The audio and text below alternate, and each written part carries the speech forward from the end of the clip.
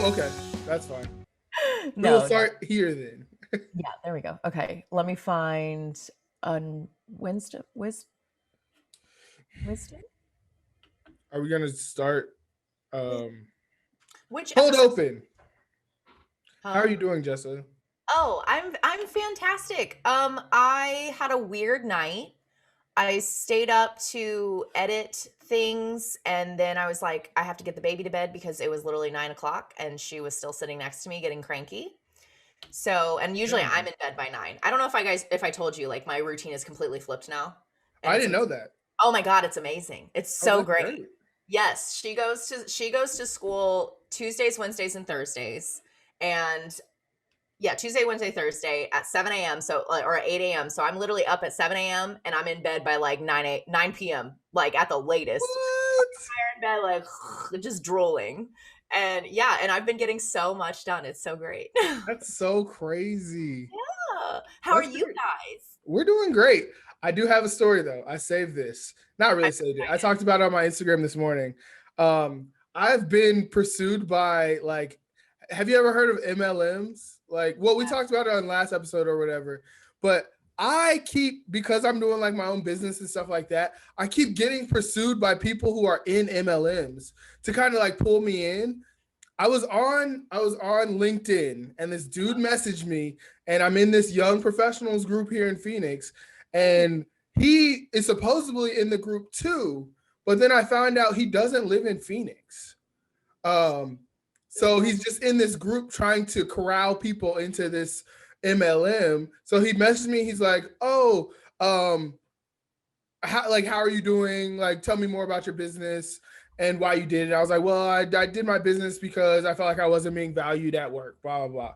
And I did it very flippant. It wasn't really, I wasn't putting any like weight into it. And he was like, "Well, it's not your job's responsibility to make sure you're valued. It's your responsibility." First off, I thought that was weird, inappropriate. And I just stopped messaging. I stopped talking to the guy. And then he messaged me a couple days later. "Oh, well, the book, The 4 Hour Work Week, says we should be networking. So can we get on a Zoom call together?" I said, "Yeah, whatever. I'll sit down and talk to you." You still said yes after that's how he responded. I'm out here trying to just network with people and meet people. And I was like, maybe he'll be someone who's just a nice person. He's just a little like off when it comes to like communication. Maybe get on the call. He did like, there was like a little bit of limit to like his social communication was a little bit like different. Like it's just a little bit off. I didn't think anything of it. We're just having a conversation, and he just keeps pushing these things on me. Like he just was like, "Well, my mentor," and that's usually how it goes. Is they'll tell you about this mentor who has the greatest lifestyle of all. They make a bunch of money and they get to work from home and be around their kids and their wife. And I said, "Hey, bro, I do that already. Yeah. I don't need a mentor to show me how to do that. I do that already." He totally lost that talking point. And so he's like, "Well, I'm going to send you over a book. You can read it and then we can talk about it." So I'm like, whatever. I'm into reading books right now. I'll whatever, just send it over. He sends it over and he's like, "Well, I want you to review sections 1, 5, 7, 14, and then let me know what you think about it. And we'll hop on a call next week." I said, "No." And then he said, well, let's just do it anyway." And I said, "Nope, feels like you're trying to push me into something that is like an MLM based situation. And I'm not okay with that. I do not appreciate this, and I am out." This is weird. This is weird. I don't like homework. That's what I said. I was just like, who shows up to someone's doorstep on the internet and says, "Hey man, here's a textbook, go ahead and read that and get back to me." What? And then we'll talk about it. I have bullet points. I'm like, what? Who does? I love how you said doorstep though, because it's true. Yeah. Like, I feel like that's one thing that people don't realize is I have random people popping up in my Instagram like DMs all the time asking me to do some wild shit. And I'm like, I don't even know you. How about a hello? Like, how about hi, how are you today? Like, you are still coming to somebody's doorstep and saying like, hey, I have this thing, but also don't fake a friendship with me to try to get these things, you know? Exactly. Like, I hate that. But it wasn't faking it. I wouldn't even call it faking a friendship. You don't start a friendship like that. And that's what I was telling Alex. I was like, these people are trying to get people into these marketing schemes. And I'm like, it's not even creative. It's not even how you would approach somebody in normal life. It's obviously not creative if you've had 5 separate people approach us the exact same way. 100%. Serious? Yeah, I've had a bunch of people. I was at a coffee shop one time. A dude was just being nice. I was like, oh shoot, this guy's nice. And then I give him my number. We talk. We go have coffee. And then he just gets weird. He does the whole, I have a mentor. I'm not going to tell you his name, but if you meet with me enough times and I trust you, you'll eventually get to meet him. What are we, selling drugs? I don't. It's Amway. It's Amway. It's Amway. It's all these Herbalife. It's all of those. Look into it. Okay. I'll send you some resources, but be Thank careful you. out there. Let me know which bullet points you would like me to cover before we have our next conversation. Be careful out there, people. I just think they're just taking advantage of people who really need like guidance, and it's not fair.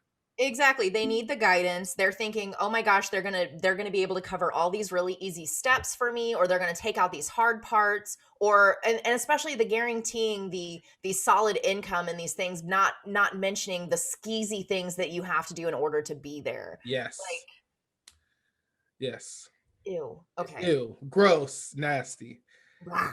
And that's how I feel every time. I'm just like, why? Like, I just hope people would be nice, because that's like him reaching out, being like people reaching out, being nice, trying to meet up for coffee is what I hope to see in the world in general. Yeah. But to see everyone who does it be someone who is trying to take advantage or sell something is really sad.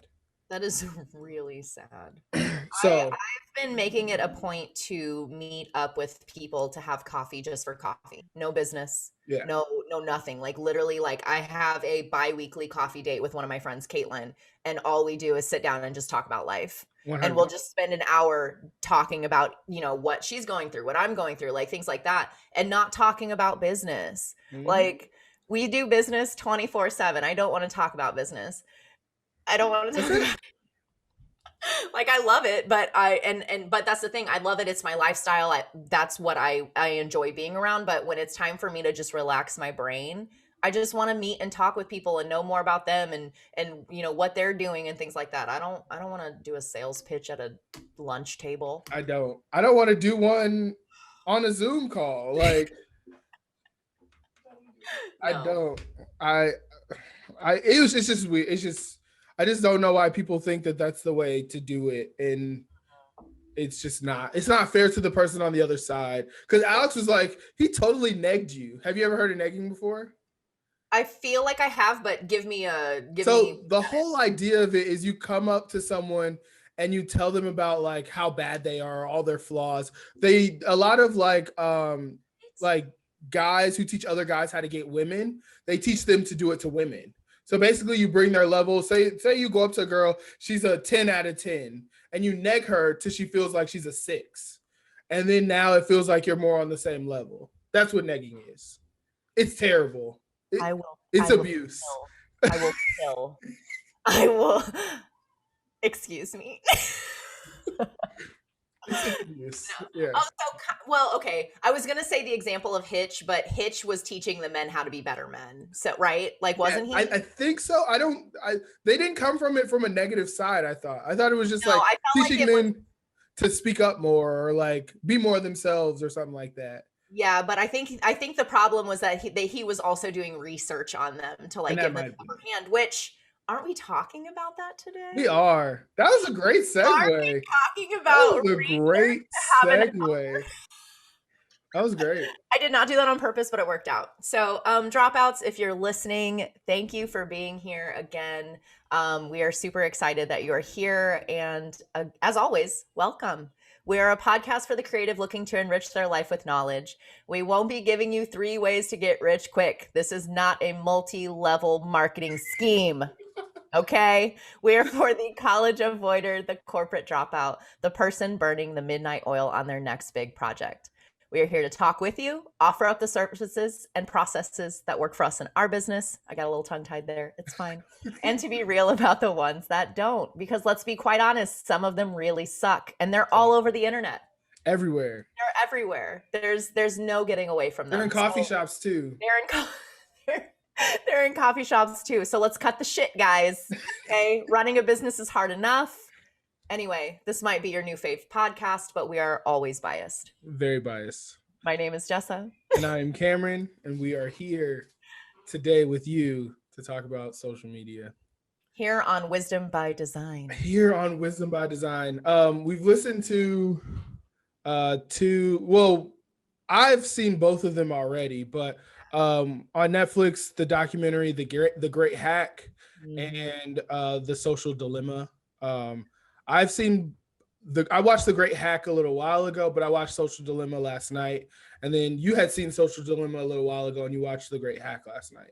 Yes. So The way we're going to do this is Jessa is going to talk about kind of your overview of The Great Hack. And then we'll give our talking points there. And then I'll talk about the overview of Social Dilemma. We'll talk on that one. And then at the end, we'll do like a kind of a wrap up, how we feel about the whole thing. Because this very much applies to business. It does. Very much applies to our business. It applies to social media as a whole and the ethics that us as business owners have when it comes to running our businesses online. The social dilemma. Yeah, I watched that one a while ago, so I'm definitely interested to see your points on that because that one's a little vague to me. But The Great Hack blew my damn mind. I was literally sitting there the first 5 minutes and I was like, oh wow. Okay. So you guys, if you have not seen The Great Hack on Netflix, it is on Netflix. It basically talks about, what's the name of the company? Cambridge Analytica. What is it? Cambridge Analytica. Yeah. Cambridge Analytica, Brexit, all of these things that literally took the world by storm right under our nose. We had no idea. And basically what they were doing was they were farming all of our information in order to psychologically swing states. So if you were somebody who was easily persuadable, they targeted you. If you are not set in your ideals or your ways, and they did this by all these personality tests, like take a personality test, it's so fun, this is who I am as a person, which we as humans love that shit, right? You want to know more about yourself. We want to know more about ourselves, and we think that stuff is fun. We've also been fed that for the longest time, like Teen Vogue, all of the, oh my gosh, all of the kid magazines, they always had those, ooh, who's your boyfriend? And like things like that. We were literally trained to take these like quizzes, these pop quizzes. Is Alex giggling? Like, So, and I used to love those magazines. But yeah, so they basically were like, hey, if you're this certain personality type and you show these certain, key points or these key areas in your brain, then they could easily take that information and target you and try to get you to go this way toward Trump. It was interesting. Sorry. Anyway, it was very interesting. And, and this is primarily Facebook. This is primarily Facebook. Yeah. There was a lot of lying going on.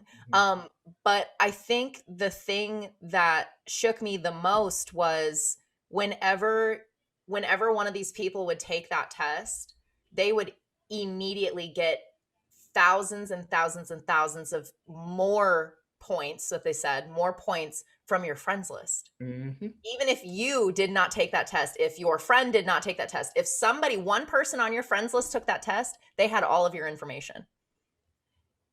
Why? Like morally, ethically, that is scary as hell. I thought it was interesting that they called it a weapon of mass destruction. Literally, that's exactly what it is. Like you're literally playing psychological warfare on people's brains. That's not, yeah. So it was really disgusting to me, and I'm very they went after some really big people to get this done, and I know that was not easy. And I just it definitely made me think about the things that I want to post on social media, the way that I even want to, target people. Yeah, Like weird. we have a very big responsibility when it comes to that, and that's a lot. Yeah, Ugh. that's my biggest thing with all of it was like people didn't even have control over Yes. there was no way to opt out. Like Yes. so basically we were all fed into this whole thing's like it's all algorithms and you're fed into this algorithm and you have no control over it and they're just feeding you information that again you have no control of it. We talked about it before where your brain doesn't know the difference between lies and the truth because it just takes in reality. It takes in what it's seeing. So you start getting these, and they used memes or Hillary videos that were very kind of like off base and lies. They weren't true. And they used that to manipulate the people who were on the fence about who they're voting for. And how dangerous is that? Like, it could really, our democracy is already in a place where it's like very hard to get anything done.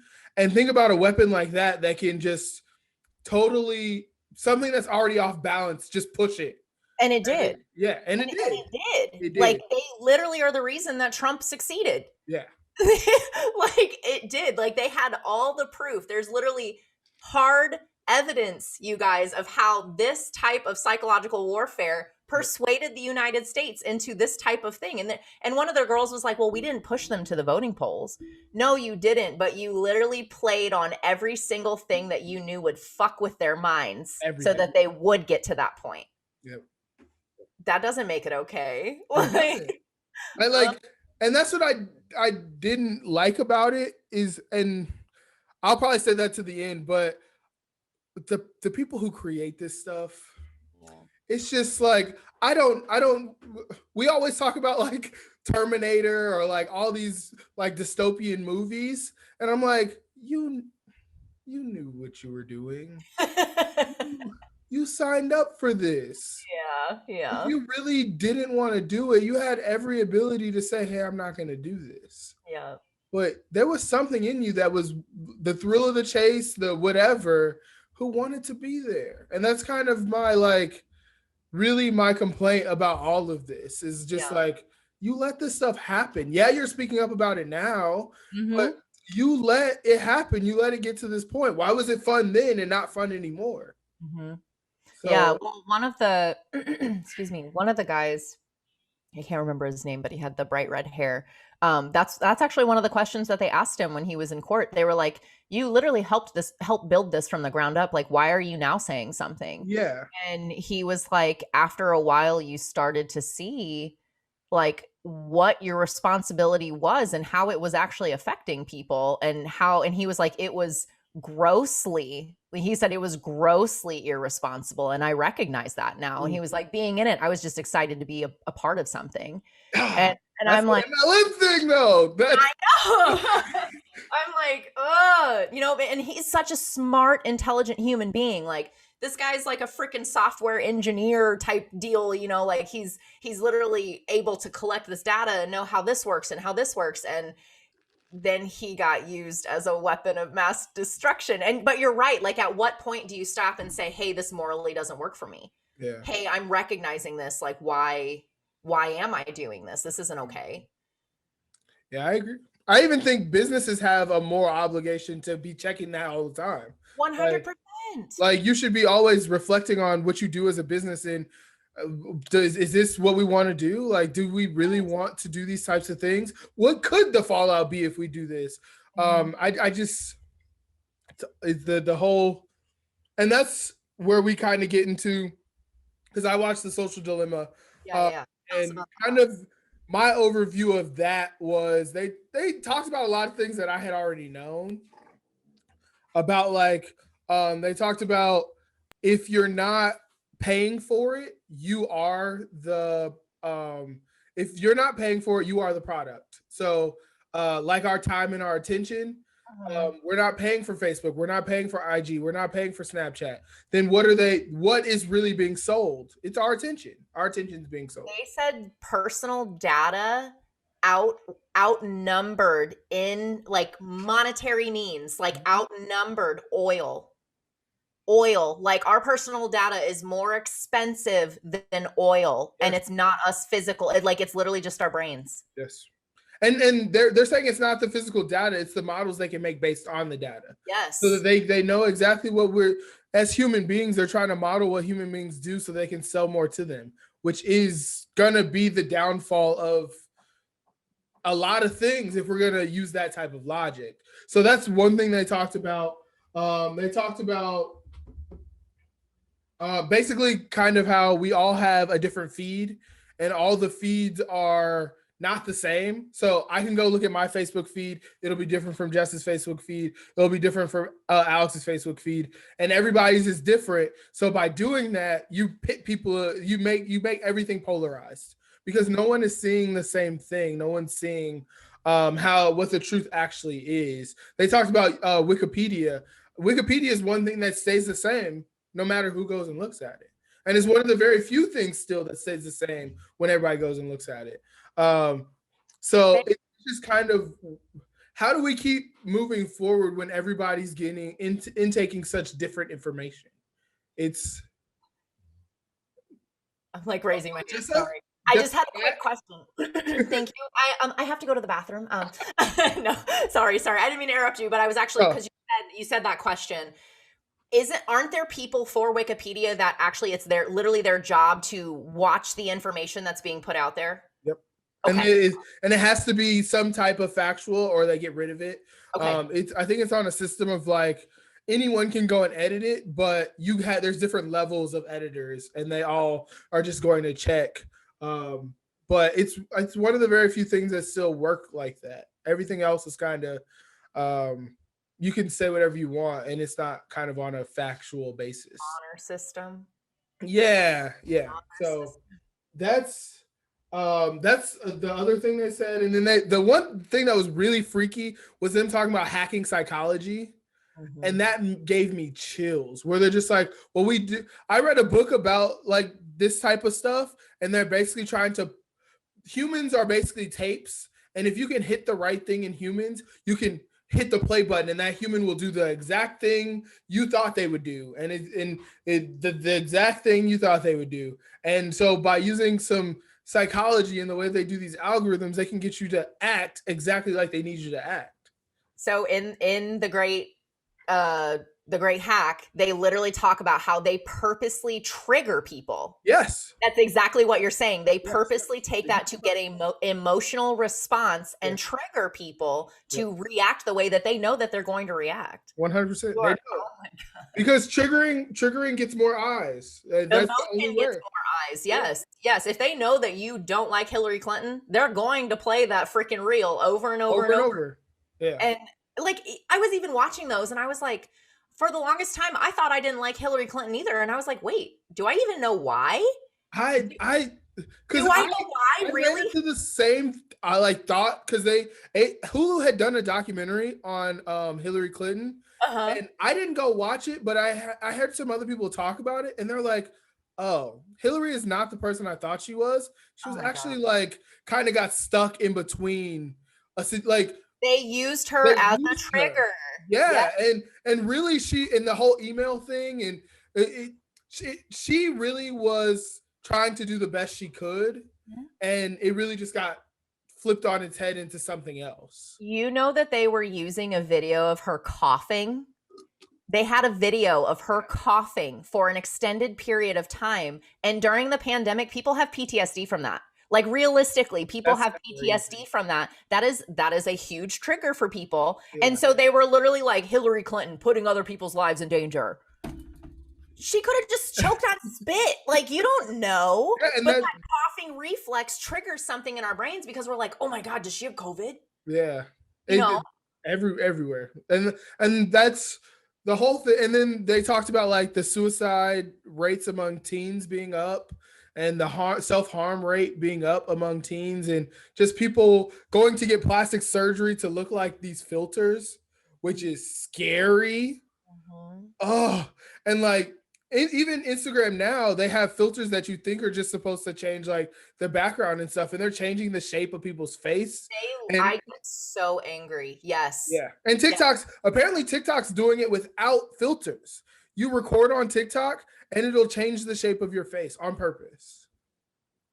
See, and that's, we have such a forced view of beauty. Yeah. Like they're not even giving young kids a chance, and they're the most impressionable. Exactly. The most impressionable. I feel like I have to do my damn hardest every single day to reverse something that Sophie has learned from something else. Yeah. And I'm I started from a very, very young age because I had like a really, a lot of women, especially in our generation, have a warped view with the scale. Mm-hmm. The fucking scale. I will say men too. It's not just women. And men too, yes, and men too. You're correct. And so, like, from a very, very young age, I literally, she caught me, and I didn't realize it. I was literally at that point in time, like, weighing myself every single day. Like, I had just given birth. Like, I had the worst mental health ever. It was really, really bad.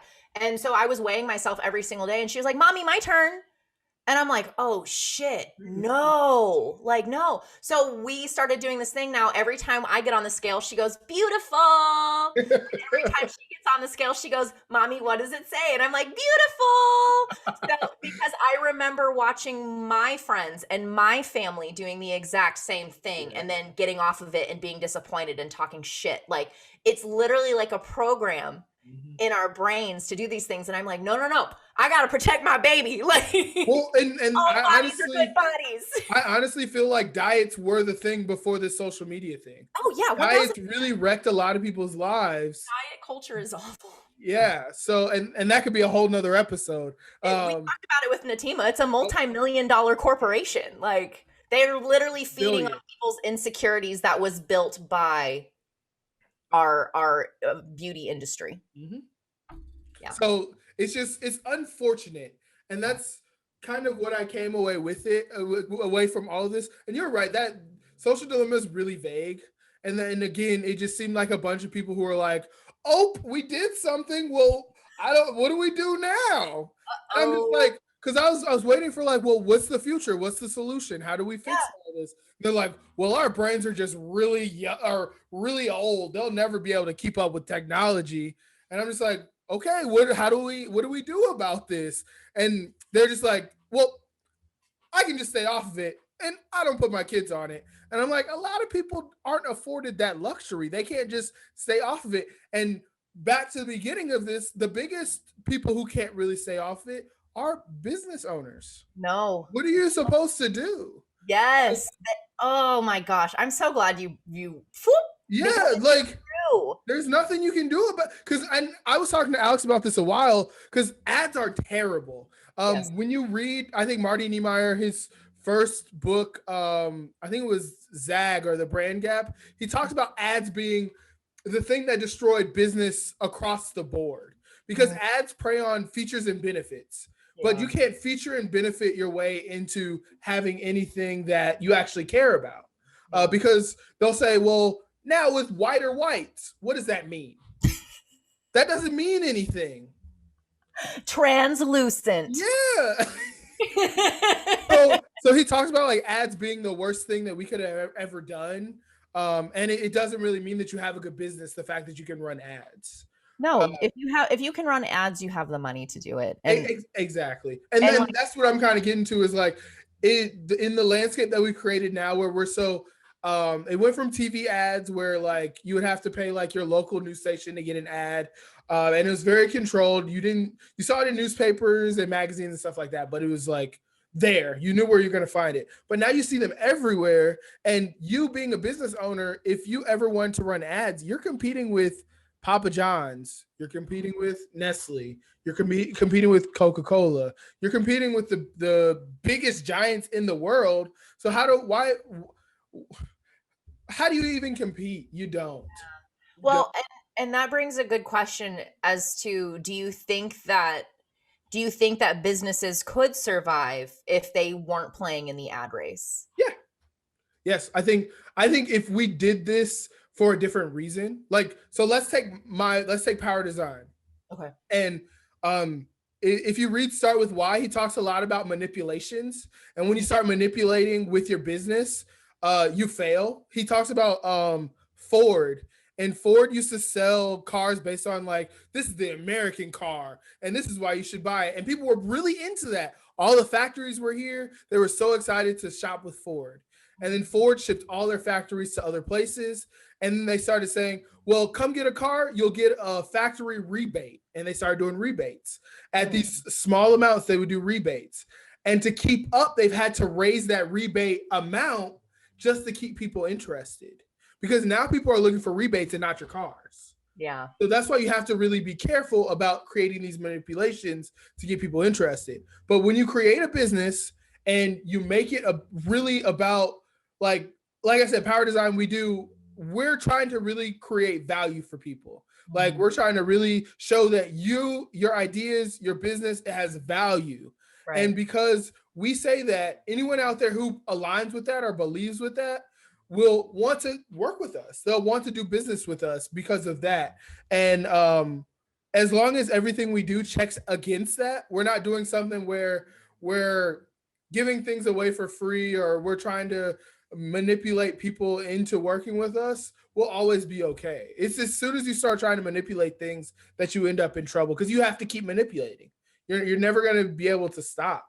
So it's just I think we're in a sad situation when it comes to the internet and business and like moving forward, because I don't think anybody knows what to do. I think a lot of people are just scared and nervous and they think they have to go into this ad machine, but the ad machine is just going to take your money and go.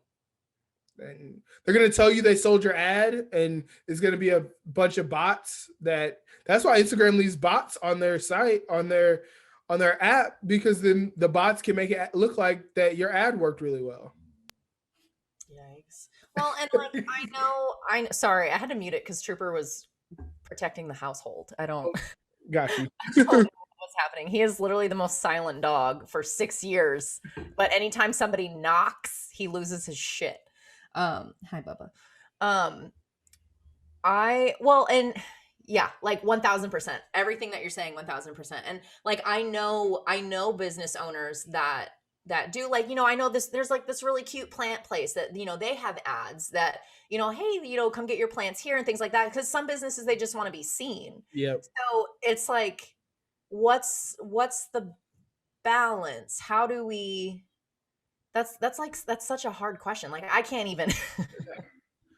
I mean, I hope the things that I do, I want to work out like in the way that I want them to work out. Does that mean they always will? Probably not.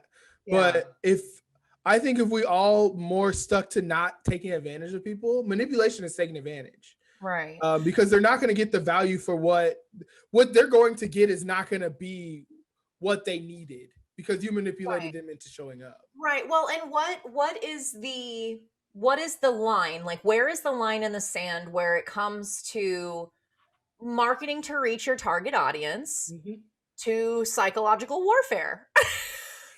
Where is that line? Like, because, there are some really great businesses that do have great values and they do, pay for ads because, that's the only way that they're going to get seen. But, I don't think that they're trying to mess with our brains. That's why you're like, how do you know? Like, is Aldi trying to get into our head? I mean, I don't know what the right answer is. I feel like, especially with this part of the business, I feel lost and I'm just trying to do the right thing. Like, I feel like doing the right thing, like, will work out. And that's really all you can do. Yeah. I don't think ads for the type of business I have would work anyway. So that's where I'm kind of lucky. But it's just a weird place to exist right now and trying to be a small business owner. Yeah. Well, yeah, especially when you're starting out, it's like, okay, well, other than which my business, 85% referrals easily. Yeah. Very rarely do I have a brand new person just come from out of the woodworks on Google. Like I've been paying for Google ads for over a year. Yeah. And I think I've had maybe one inquiry every few months and they never book. Like they're not my target audience. And so you want to also hear this? What? So Alex was telling me this the other day. There's a negative to the way that Google does their ads too, because basically they've been doing their ads the same way for so long. We've been socially conditioned to look under the ads now. So they'll put the ads at the top when you go to Google, and I scroll past all of that. If it says ad, I go under it. I didn't even think about that. Me too. I literally will go to the so when you go and it says like places near you, and it shows like the businesses in line with the stars and stuff, do they have to pay to be in that, or does it base it on the location that you're in? I think those ones are location, but they put the ads above that. Yeah, I never look at the ads. Like if it says ad, I usually skip over it because I'm like, oh, that's probably a big corporation, and it usually is. Like it every single time. If I'm looking for like a snippet of code or advice or something on the internet that I need, I don't ever go to those huge ad things. I go to like a blog post written by another creative, or I go to a talk forum with other creatives to find those things. Yeah. So you're right. Like I never even thought about that. So what are you spending money on? I literally, Who knows? And now with the way that we can literally skip through commercials. We literally pay to skip over commercials. Mm-hmm. So it's weird. It's weird. Unless you have cable, then that sucks. But and that's why I'm just gonna. I think that's just we're not gonna do ads. Like it's just a life that I'm gonna have to live with the businesses. How do you usually, like, when people come to you? Is it because of referral? Most of the time. Yeah. Most of the time so far. And I'm gonna really work on. I've been talking to networking.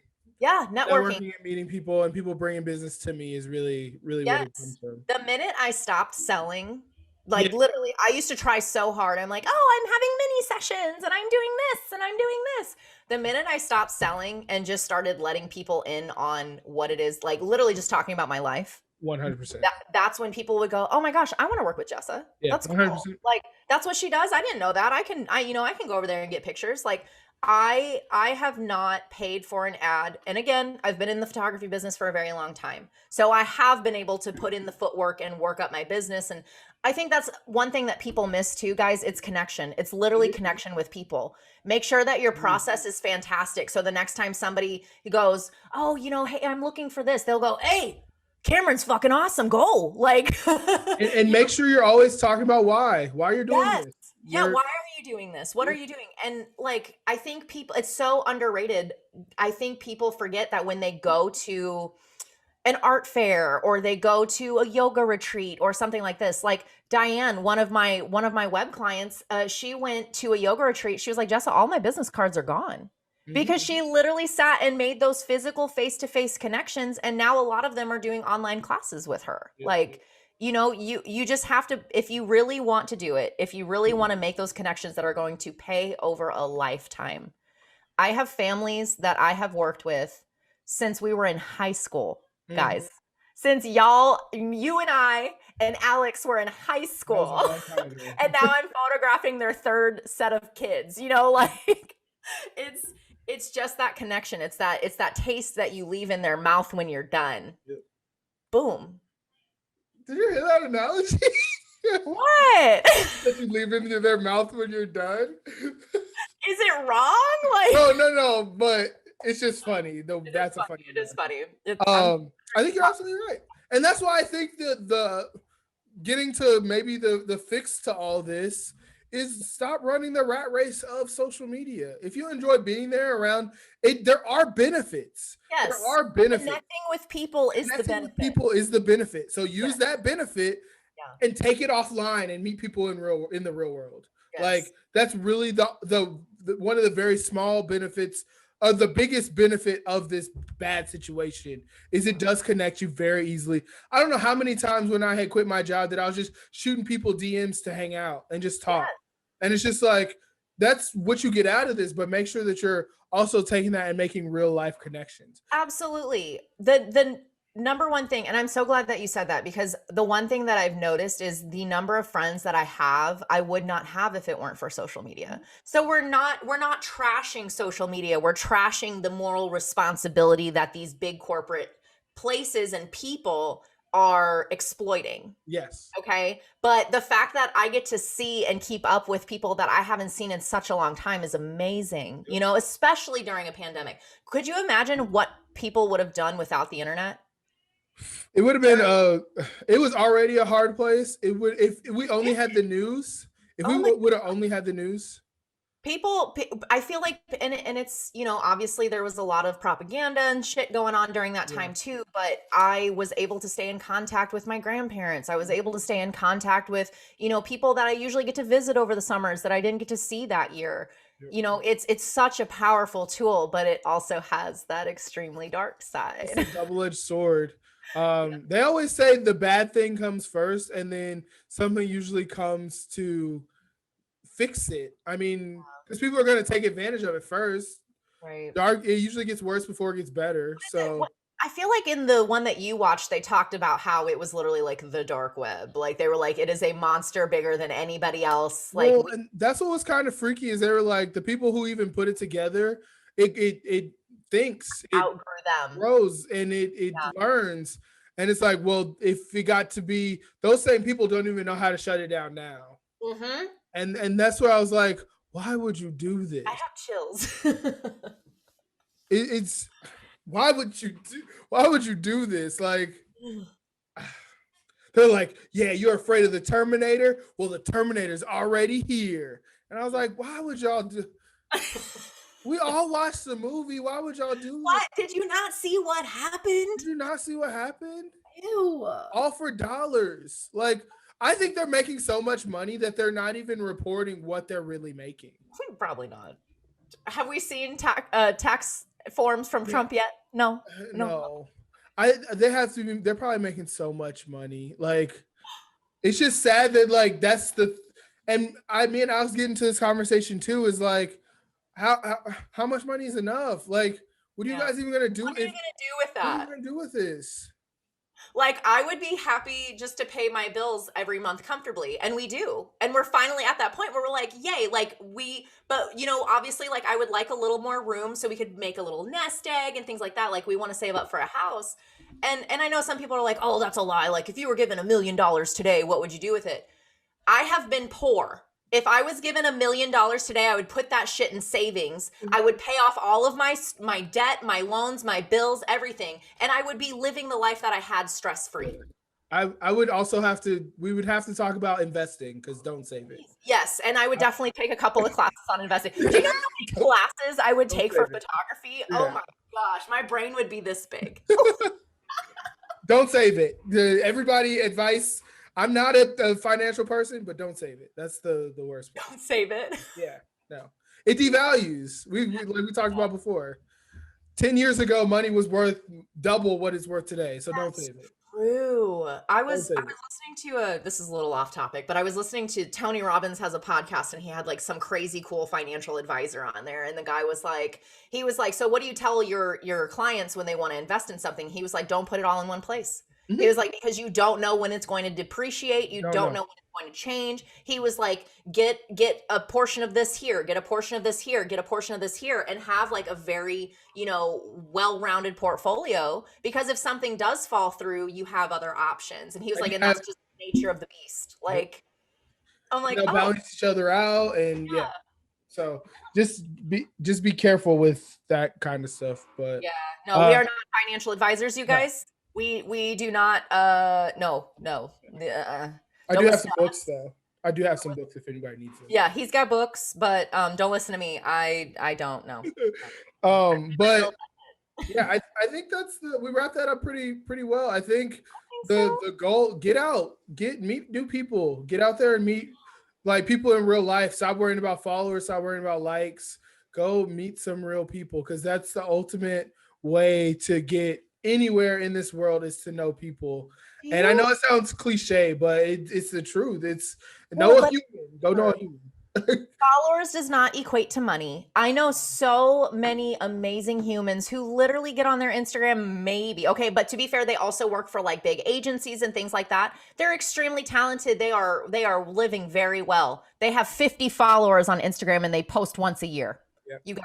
Like, and obviously for our businesses, we are not working for an agency. We have to be, sorry, I didn't mean to like attack the microphone again. I guess we're back in Jessa smacking the microphone.